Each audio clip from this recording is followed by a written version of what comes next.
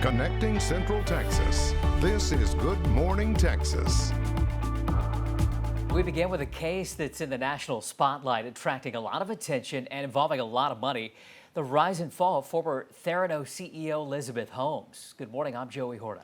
And I'm Sharday LeRae. Well, Holmes was convicted of fraud last year. And the next chapter of her journey begins today in Bryan. And that's where we find 25 News anchor Paige Ellenberger as she waits for her arrival. Paige? Good morning, guys. Yeah, honestly, at this point, it truly is a waiting game. And everybody here at the Bryan Federal Prison Camp has the same question on their mind. When will the former Theranos CEO Elizabeth Holmes start the next 11 years of her life? And while I wait for those answers, let's just bring you through what exactly got us to this point. So if you can remember, Holmes was just 19 years old when she claimed to have revolutionized medical testing, saying with just a prick of a finger, you could receive multiple lab results, cutting both time and money. Now, she founded Theranos after she dropped out of Stanford. Forbes at one point even claiming she was the youngest self-made female billionaire ever. However, after reports came out that she and the company weren't who they said they were, the SEC charged her with fraud. Now, that was all back in 2018. In 2022, she was officially sentenced, and now today, she begins the next 11 years of her life. No matter what she argues happened, the result is that she's going to be separated from her family, her children, her friends for many, many years. And that may be the highest price a person could pay. Yeah, this is a minimum security prison here in Bryan, but regardless, this part of her life will be vastly different than anything she's ever experienced. Now, I've been here since about 5 o'clock this morning. Processing does open at 5:30. It closes at 2. That's the very last time Holmes can arrive. I'm going to stick around here and figure out when exactly the former CEO will arrive. Guys. Paige, thanks for that update. We turn now to the weather this morning. I got a downpour at my house last night. Yeah. You know what? As much as I complain about the rain, I love it because I get to sleep really well. Didn't even notice. I know. Josh, any more of that in the picture? There is a possibility we see a couple of showers this afternoon. I don't think the chances are as high as yesterday, and we're going to actually continue that drying trend as we go through the rest of the work week. Out there right now, no issues. Look at the Clark Roofing Cam and Harker Heights, temperatures in the mid-60s. As we go through the rest of your Tuesday, we'll get into the upper 70s by 10 o'clock, low 80s by noon, late this afternoon into the mid-80s, and that's when we'll have that potential for a couple of spotty showers and thunderstorms. Now, not everyone going to see them, but if you do get under one of these, some gusty winds, some brief heavy rainfall, some lightning will be possible. Otherwise, very warm and muggy day. Temperatures about where they should be this time of year in the mid to upper 80s. Joey, I'm tracking some bigger rain chances for the weekend. Break that down and have a look at that 10-day coming up. From the Capitol this morning, state lawmakers waking up after a long night at the office. Now, Governor Greg Abbott immediately calling for a special session late last night. On Twitter, the governor says he called for the special session because many critical items still needed to be passed. He says there will be several sessions with only a few items added to each one.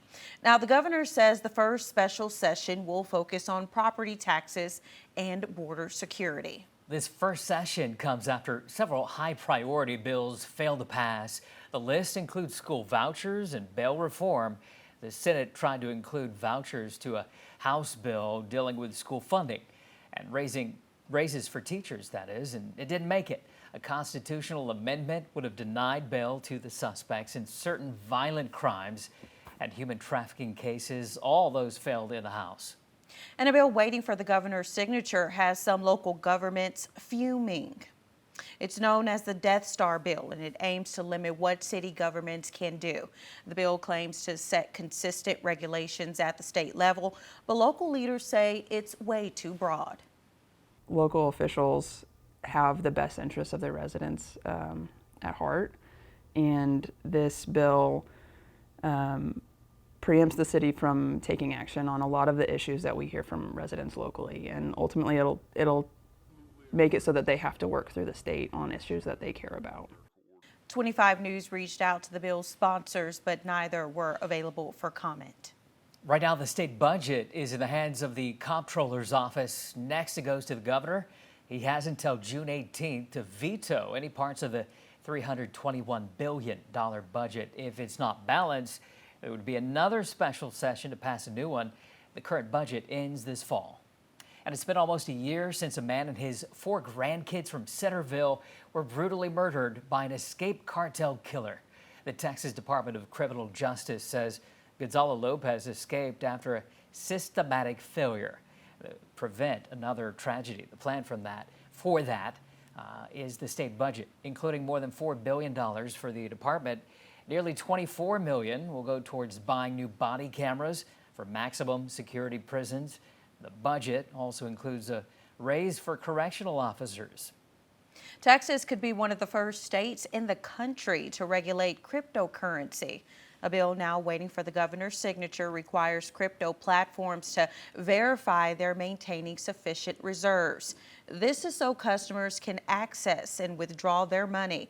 It also prevents them from mixing customer money with funds belonging to other providers.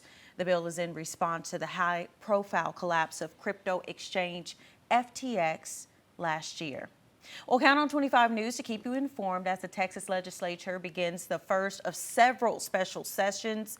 You can find our complete coverage on all of our digital platforms, including the 25 News app and our website, kxxv.com.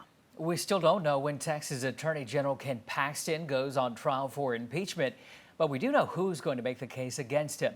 Lieutenant Governor Dan Patrick, who leads the Senate as president, will be the judge. House Speaker Dave Phelan selecting 12 state reps to the Board of Managers. There are 7 Republicans and 5 Democrats. They'll lay out the case against Paxton and try to prove that he's unfit for office. I am not aware of any requirement that the accused is required to testify.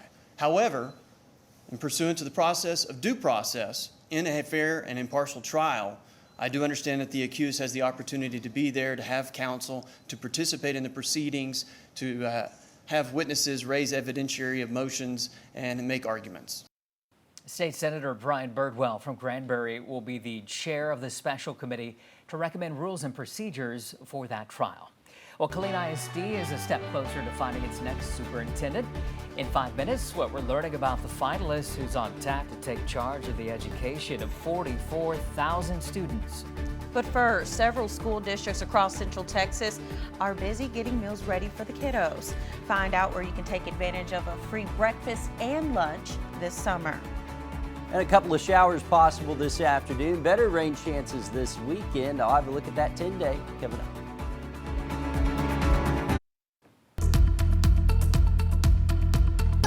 My little flower bed was like a waterfall yesterday with all the rain filling it up. It's just overflowing. Yeah, which is really good. And you had time yesterday to tend to the garden. I knew Yeah. you were going to do that. Playing in the mud later today. Yeah. Well, Josh, how did you enjoy your 3-day weekend? Oh, it was fun. Got to go down to the coast, so that was nice. Came back, saw the showers that were happening here too, and we're still dealing with that rain, which is good. We're still trying to dig out of that drought we had. The drought monitor saw some improvement here over the last few days, and we'll be able to add a little bit more this afternoon. Take a look at that latest drought monitor. Again, this came out Thursday, so this is what it looks like. The heaviest drought west of I-35. Rain we saw yesterday was very spotty. Joey, you were one of the lucky few that saw the rain yesterday. Look at that little dot there on the north side of town, and then back off over the western parts of the area. 1 to 2 inches of rain that fell across parts of San Saba and Lampasas County. The rest of us really didn't see much. You'll have another shot at a spotty shower here today as we go through what is your Tuesday. I'm still stuck on vacation time, so it says Monday, but it's Tuesday.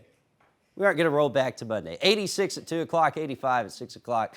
Notice just very small rain chances on the way. We'll climb it to the mid-80s in Lampasas and in Evant. Waco, you'll climb to 87. Same in Rosebud and across our eastern counties, looking at those middle 80s as well. The live radar network quiet right now. We do have some showers up towards Dallas, Fort Worth. Those aren't going to impact us. What's happening is the jet stream is oriented just to our north. Now, as that continues to build, we'll see temperatures climb and these rain chances go away, at least until our next dip gets here. That is a little low that's sitting there over parts of California, and that will start to send some energy our way as we get into the weekend. Today, just a couple of spotty showers and thunderstorms. I'll give it about a 30 to 40% chance of rain. We get into tomorrow, some spotty showers as well, just very small chances. Watch what happens this weekend, though. Better storm chances built in this weekend with a couple of showers and thunderstorms possible, about a 30 to 40% chance of rain on the way for this weekend. We'll get close to 90 before that as well. 89 for Thursday, 90 on Friday. Joey, look at the rest of that 10-day forecast. Upper 80s taking on next week. Well, we'll soon learn who will serve as Killeen ISD's next superintendent. The district says it'll announce the lone finalist for the job Thursday morning. Now, that candidate will have to wait 21 days before accepting the job.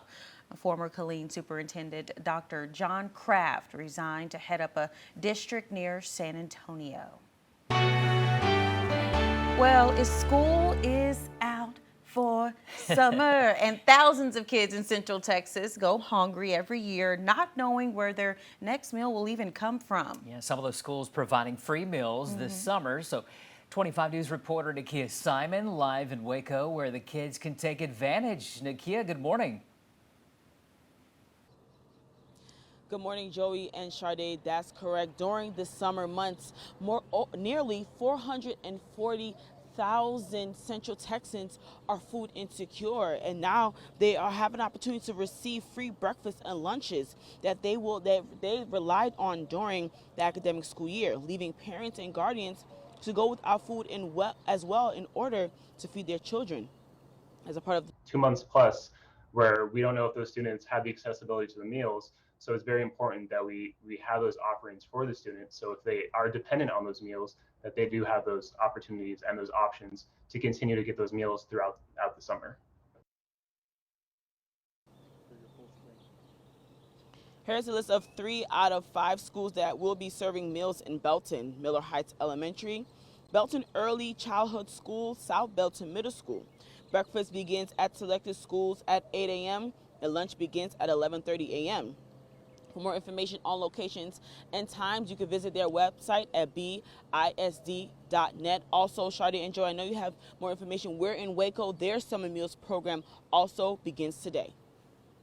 That's right, Nakea, thank you for that. And again, school's out for summer, as we mentioned, but Waco ISD will keep serving free meals to those kids. The district's summer feeding program will feed any kid under 18, no matter where they live or go to school. The program starts today and it runs through August 9th. Schools will serve breakfast and lunch Monday through Friday, except for holidays. Lawmakers going back to work today to take on the debt ceiling with a deal now in the final stretches. We've got the latest from Capitol Hill. It's now 6:15 and you're watching Good Morning Texas.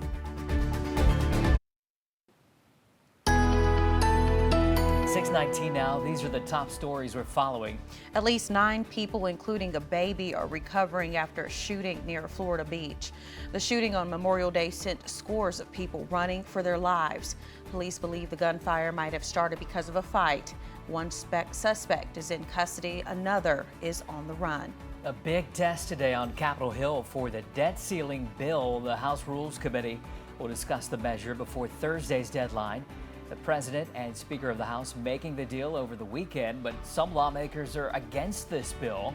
It's still expected to pass. And Florida Governor Ron DeSantis campaigning in Iowa today. Over the coming days, he'll head to 12 different cities in 3 different states to make his pitch to voters. We'll get back to the weather now real quick here this morning. A lot of people talking about how they got outside and enjoyed the weather, which is so nice because it is the unofficial start of the summer. Unofficial, yeah, coming up here in a couple of days will be on June 1st, which not only starts the unofficial start of summer, it also starts the unofficial start of the hurricane, or the official rather, start of hurricane season. We'll talk more about that here in the coming days. Out there right now, nothing to worry about. Mid-60s out there currently. 64 Waco, 65 Temple, and 66 in Killeen. You getting that morning jog in, you aren't going to have any issues. 66 here at 7 o'clock will be in the mid-70s by 9 o'clock. It'll be turning warmer in.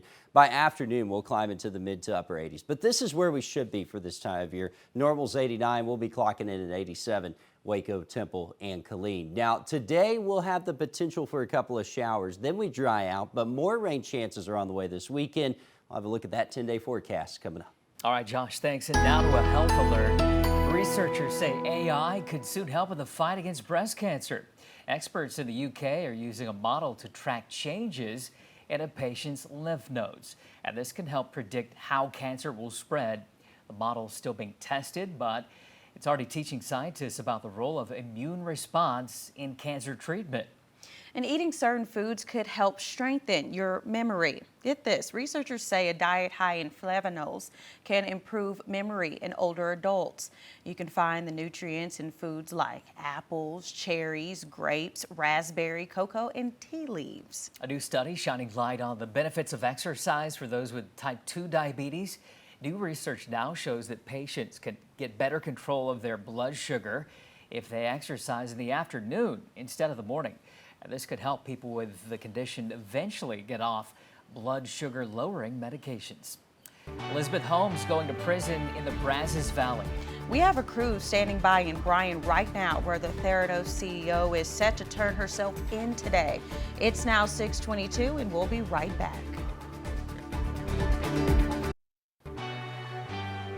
Coming off of a 3-day weekend, probably need that extra cup of coffee, but we're also going to supply someone with a new mug this morning. Let's do it, and congratulations to today's winner, Shonda Millender. Thanks, Shonda. Congratulations. We'll let you know I can pick up one of these Good Morning Texas mugs. If you want one of these babies, go to our website, kxxv.com/contest. Click the mug, give us your email address. We'll put your name into the hat for tomorrow's drawing. Coffee sold separately.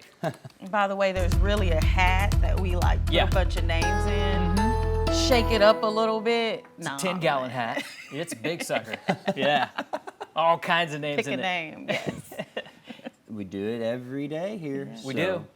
We also do the forecast like nonstop. Yeah. It's time for that again. Yes. We do, and the good news is that today's not going to be one of those days where you have to be continuing to watch the forecast nonstop, but you do have to know there will be a couple of showers out there later on today. Now, not everyone going to see them. Those that do, though, some brief heavy rainfall, some gusty winds will be possible. You can see out there now in the Clark Roofing Cam and Colleen that things are quiet as we plan out your Tuesday. It will be quiet for the first part of the day, but by afternoon, a spotty shower will be possible. Temperatures back in the mid-80s. Nothing showing up on the live radar network now. There are thunderstorms to the north up towards the Panhandle, Oklahoma, Kansas. Those aren't going to bother us. This is because the jet stream is positioned to our north, so we're under it, which means we're on the warm side of things. We're on the quieter side of things.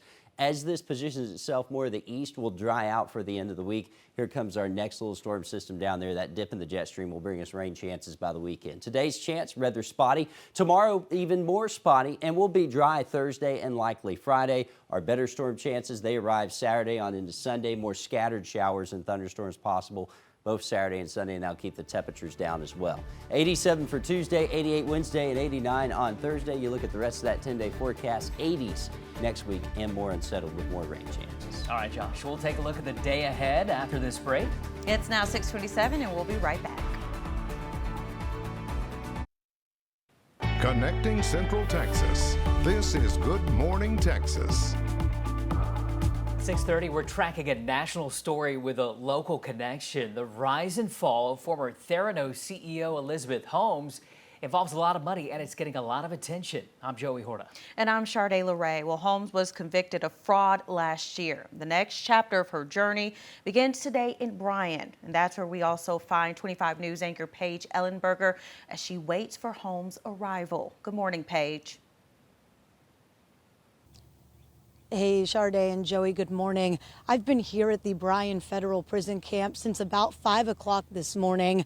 Now, this is where the former Theranos CEO Elizabeth Holmes will start the next 11 years of her life. Now, processing did start at 5:30 and it closes at 2. But until we wait for her, let's find out how exactly we got to this point. Now, Theranos and Elizabeth Holmes did found the company when she was just 19 years old. That's when she dropped out of Stanford and claimed that she had revolutionized medical testing. Now, Theranos was based off of the fact that if you pricked your finger with just one drop of blood, you could receive multiple comprehensive lab results, cutting both time and money. She did found Theranos after she dropped out of Stanford, like I mentioned, and Forbes even claimed around that same time that she was the first self-made female billionaire, the youngest one ever. However, after reports came out that she and the company weren't who they said they were, the SEC charged her with fraud. That was back in 2018. In 2022, a federal judge sentenced her to this prison in Bryan. And now today, she's slated to start the next 11 years of her life. No matter what she argues happened, the result is that she's going to be separated from her family, her children, her friends for many, many years. And that may be the highest price a person could pay. Yeah, the federal prison camp here in Bryan is a minimum security facility, meaning that while this isn't exactly going to be the most locked down facility, it's definitely going to be vastly different from what she's used to. Now, again, processing does close at 2 p.m. today. I'm going to stick around until at least then and work to find answers and expect to see that former CEO Elizabeth Holmes arrive here. For now, I'm going to send it back to you guys in the studio. Hey, thanks, Paige. We'll check back with you. To the weather now. A round of storms hitting central Texas last night. Yeah, and I slept through it like most of the time. But you know what? We've been getting a lot of rain. Josh, I feel like, I'm definitely grateful for it, but is that enough? I feel like it's enough. We could still use more, especially west of I-35. Still dealing with the drought, and we do have the potential for a couple of showers this afternoon, although right now, not too many issues out there. Temperatures in the mid-60s, a live radar network quiet as well. But as we get into the afternoon, we'll bring in that chance for a couple of showers and thunderstorms, say after lunchtime on into the afternoon, about a 20 to 30% chance of rain. Now, not everyone will see it. Those that do could get some gusty winds, could get a little bit of heavy rainfall as well. Temperatures will be back into the mid-80s this afternoon, where we should normally be at 89. So pretty much right where we should be for this time of year. Now, I'm tracking more rain chances on the way here as we get into the weekend. I'll break it down, that 10-day coming up. All righty, thank you, Josh. Well, state lawmakers waking up this morning after a long night at the office. Governor Greg Abbott immediately calling for a special session late last night. Now on Twitter, the governor says he called for the special session because many critical items still needed to be passed. He says there will be several sessions with only a few items added to each one. The governor also saying this first special session will focus on property taxes and border security. The first session is coming after several high-priority bills failed to pass. The list includes school vouchers and bail reform. The Senate tried to include vouchers to a House bill dealing with school funding and raises for teachers, but it didn't make it. A constitutional amendment would have denied bail to the suspects in certain violent crimes and human trafficking cases. Also, that one failed the House. A bill waiting for the governor's signature has some local governments fuming. It's known as the Death Star bill, and it aims to limit what city governments can do. The bill claims to set consistent regulations at the state level, but local leaders say it's way too broad. Local officials have the best interests of their residents at heart, and this bill preempts the city from taking action on a lot of the issues that we hear from residents locally, and ultimately it'll make it so that they have to work through the state on issues that they care about. 25 News reached out to the bill's sponsors, but neither were available for comment. Right now, the state budget is in the hands of the comptroller's office. Next, it goes to the governor. He has until June 18th to veto any parts of this $321 billion budget. If it's not balanced, there would be another special session to pass a new one. The current budget ends this fall. And count on 25 News to keep you informed as the Texas legislature begins the first of several special sessions. You can find our complete coverage on all of our digital platforms, including the 25 News app and, of course, our website, kxxv.com. We still don't know when Texas Attorney General Ken Paxton goes on trial for impeachment, but we do know who will make the case against him. Lieutenant Governor Dan Patrick, who leads the Senate as president, will be the judge. House Speaker Dade Phelan selecting 12 state reps to the Board of Managers, and there are 7 Republicans and 5 Democrats. They'll lay out the case against Paxton and try to prove that he is unfit for office. I am not aware of any requirement that the accused is required to testify. However, in pursuant to the process of due process in a fair and impartial trial, I do understand that the accused has the opportunity to be there, to have counsel, to participate in the proceedings, to have witnesses raise evidentiary motions and make arguments. State Senator Bryan Birdwell from Granbury will be chairing the special committee to recommend rules and procedures for this trial. Well, Killeen ISD is just one step closer to finding its next superintendent. In 4 minutes, what we're learning about the finalist who's on tap to take charge of the education of 44,000 students. Plus, local school districts stepping up to help students over the summer break. What they're doing for those who otherwise might not get a healthy meal. And I'm tracking what's going to be a warm day out there today with temperatures in the mid to upper 80s. More rain chances coming this weekend. Your 10-day is coming up. Well, we just keep chipping away at this drought here, right? Yes, seriously. And I want to say we do need the rain, by the way.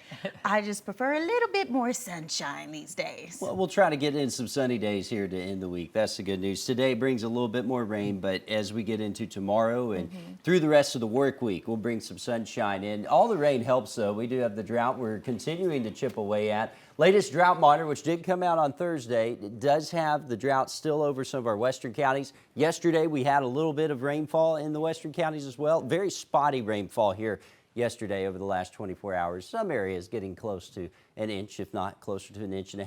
Out there right now, not seeing much on the Clark Roof and Cam in Killeen. We're dealing with temperatures in the 60s. We'll be back in the mid-80s this afternoon with the potential for a couple of showers out there. Now the live radar network not showing much. There's a little spotty shower out here towards Crockett in Houston County. That's not really going to impact us. More thunderstorms to the north up towards Oklahoma, Kansas, Nebraska.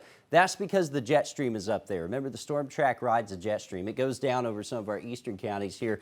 As that moves further to the east, though, we'll end up on the bottom side of the jet stream, which is where we have sinking air, and that sends our rain chances away, at least until we can get another dip moving over us, and that will happen this weekend. Now, Future Track shows you today we have that potential for a couple of spotty showers. It's about a 30% chance of rain. It all falls apart after the sun goes down. Some gusty winds, some brief heavy rainfall will be possible with that, and then tomorrow that chance even lower, and we'll continue trending those chances down into Friday. Now, once we get into Saturday and Sunday, here comes our next best chance of rain. Some scattered showers, some scattered thunderstorms possible with that, but once again, it's only about a 30 to 40% chance, so not everyone is going to see it. We will have a more unsettled pattern heading into next week, which means more of those rain chances could be on the way. We may even see temperatures dip a bit down into the low to mid-80s there Sunday and Monday. All righty, thank you, Josh. And we will soon find out who will serve as Killeen ISD's next superintendent. The district saying it'll announce the lone finalist for the job Thursday morning. That candidate will have to wait 21 days before accepting that job, though. Now, former Killeen Superintendent Dr. John Kraft resigned to head up a district near the San Antonio area. And school is officially out for the summer, and thousands of kids in Central Texas go hungry every single year, not knowing where their next meal will come from. Some of those schools providing free meals this summer. 25 News reporter Nakea Simon live in Waco, where the kids can take advantage. Good morning. Good morning, Sade and Joey. That's correct. During the summer months, nearly 440,000 people in Central Texas are food insecure. This includes students who are no longer receiving their breakfast and lunches they rely on during the academic school year. Sometimes this leaves parents and guardians to go without food in order to feed their children. As a part of the USDA Summer Meals Program starting today, Belton ISD will be providing summer meals for all children ages 1 to 18 until July 28th. Children do not have to be a Belton ISD student. 2 months plus where we don't know if those students have the accessibility to the meals. So it's very important that we have those offerings for the students. So if they are dependent on those meals, that they do have those opportunities and those options to continue to get those meals throughout the summer. On your screen right now is a list of 3 out of the 5 schools that will be serving meals in Belton. One is Miller Heights Elementary. The second is Belton Early Childhood School, and then South Belton Middle School. Breakfast begins at selected schools at 8 a.m. and lunch begins at 11:30 a.m. For more information on the other locations in Belton and the times, because Not all schools serve breakfast, but all schools do serve lunch. You can visit their website at bisd.net. Reporting in Waco, Nakea Simon, 25 News. Thank you, Nakea. And Waco ISD is helping parents by offering free meals to kids. The district's summer feeding program will feed any kid under 18, no matter where they live or go to school. That starts today and runs through August 9th. The schools will serve breakfast and lunch Monday through Friday, except holidays. Well, today's the day the very best spellers in the country have been practicing for. That's right. We have exclusive access to the people behind the Scripps National Spelling Bee as the excitement builds. It's now 6:45 and you're watching Good Morning Texas. Welcome back. The Scripps National Spelling Bee kicks off today. More than 200 of America's top spellers square off. That's right. And Maya Rodriguez takes us behind the scenes of this year's bee. The countdown is on for this year's Scripps National Spelling Bee, where several hundred students will try to spell their way to the bee trophy. Ahead of it all, we chatted with the so-called ringleader who helps guide all the kids while they are here. Trying to wrangle 231 spellers into the right place at the right time might sound like a lot to handle, but for Abby Haggerty, it's second nature. I'm a ringleader for them. I kind of consider myself to be the bee mom. Haggerty's helping hand at the bee began 13 years ago, but it's the kids at Bee Week that keep her coming back each time. Yes, I get them to their interviews. Yes, I help them get their makeup done with the makeup people and the hair people. We get to have a lot of fun. But my main role for that day is to be their liaison. It's a role in which she brings plenty of joy. I want to be the person that smiles the most from Scripps and is present to help them do whatever they need to do. So if they need a moment to breathe, then I stand there with them and help them breathe. And if they want to laugh and just be a 13 or 14-year-old kid, I'm more than happy to facilitate that as well. Haggerty is part of a large group of people making sure this year's spelling bee goes off without a hitch. I think about how meaningful Bee Week was for me as a kid, and we're trying to add more and more of that meaning to the work that we do at Bee Week. Corey Leffler is the Spelling Bee's new executive director and a former speller at the competition herself. The Spelling Bee is such a pure competition. It's just the kids versus the dictionary. It's so easy to relate to and so easy to play along. It makes it a lot of fun to be there. It makes it a lot of fun to watch. For viewers watching at home, Leffler says you never know what might happen next. We can definitely expect some surprises along the way. Which Abby Haggerty says comes with the territory, and one she plans to help all the spellers navigate together. At the end of the day, they're amazing kids, and so what I want to do is be there for them, and I want to make sure that they know that this is a once-in-a-lifetime opportunity. One that's about to unfold under these bright lights. Maya Rodriguez, Scripps News, National Harbor, Maryland. Man, they get hair and makeup done. I need to learn how to spell. Right. Get your act together. Right. You can catch the Scripps National Spelling Bee semifinals tomorrow at 8 p.m. on Ion and Bounce TV. Then be sure to tune in for the finals on Thursday at 8 p.m. They're so impressive. I don't know how they do it. Oh, so smart. Yeah. Well, Elizabeth Holmes is heading to prison at Bryan. We'll take you there live, actually, where she's set to turn herself in today. And I'll have a look at your forecast, including more rain chances that are on the way coming up.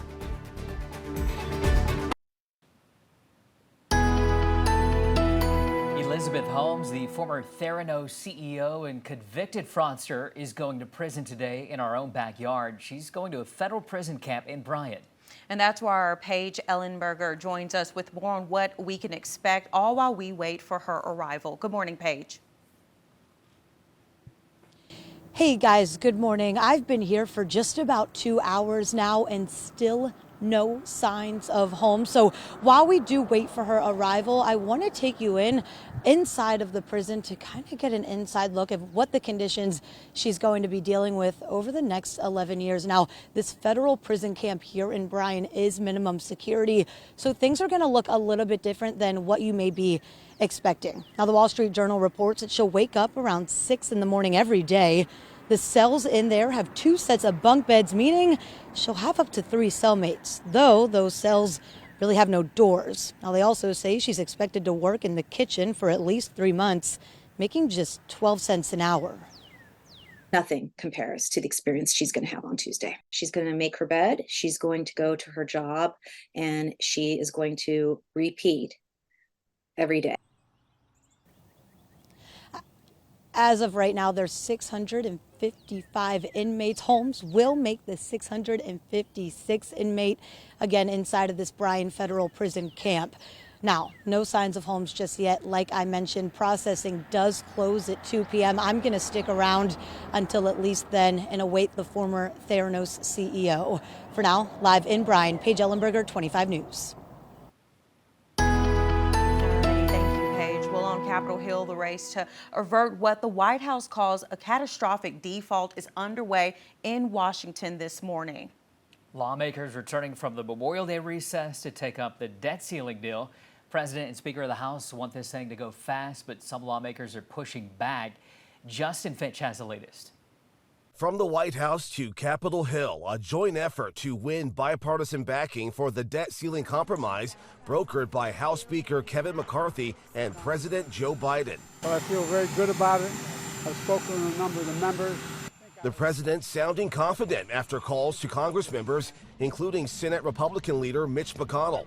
A White House official telling ABC News the administration is working the phones, with senior staff and cabinet officials calling more than 60 House Democrats since Saturday. At the Capitol, Speaker McCarthy working to whip up Republican support. I think it's good for the American public. You're going to have Republicans and Democrats be able to move this to the president. But already, at least 10 House Republicans are leaning towards or are planning to vote no, arguing the bill doesn't cut enough federal spending.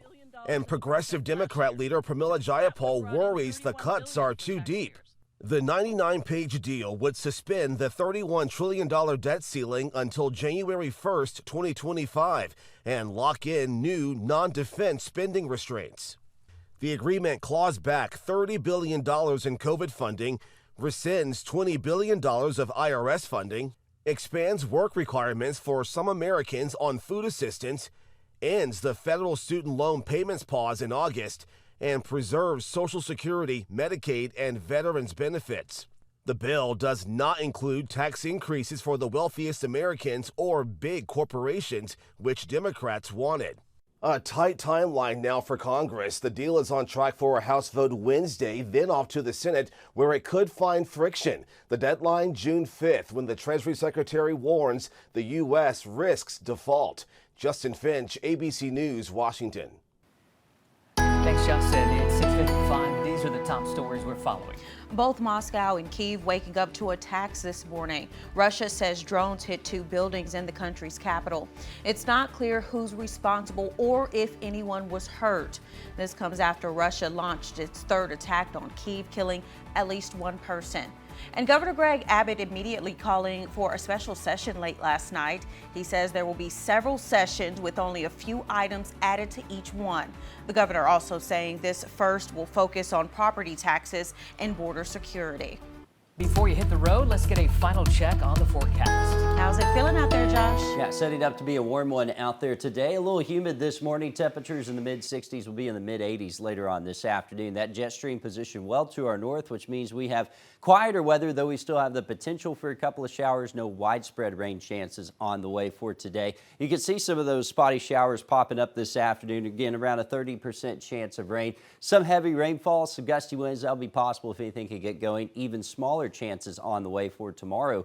We'll get better rain chances coming in for the weekend. I think we'll string together a few dry days before that happens. Close to 90 on Friday, mid-80s starting Sunday and Monday, and it looks like those rain chances linger into next week as well. All right, thanks for waking up with us. GMA is next. And stick around, we'll have more updates on air and online.